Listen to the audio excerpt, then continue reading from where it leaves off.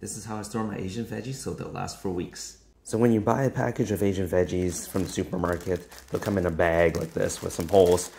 So what I typically do is I'll just rip the bag open, leave these veggies out to dry a little bit for about an hour at room temperature, and then pick out all the wilted and kind of cruddy bits that you don't want to eat, and just kind of, inspect them a little bit. So this is what we call yao choy, or yu choy is another name for it. Things are getting more expensive nowadays, so you want to make sure that you store these properly so you don't end up wasting any of it. Storing it this way will last for about a week to 2 weeks. I've had it last for up to 3 weeks before, which is pretty amazing. And if you really want to minimize waste, what you can do is tear off some of the actual rotted pieces. But there's still some, pretty decent part of the stem or whatnot that you can throw into a freezer bag.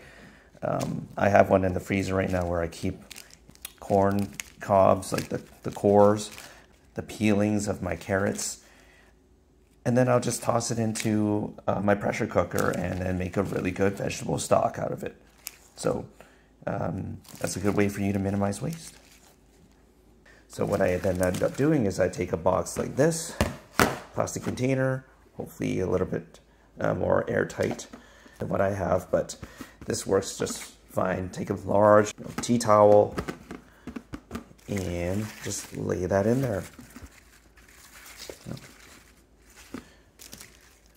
These are great, they're very versatile. I'll have them sometimes on the side of some noodles. You can chop them up and throw them into some fried rice. You can do, tons of stuff with this. It's very simple. Try not to overcrowd. I have a separate one done up already, covering the entire sort of surrounding or perimeter of your box.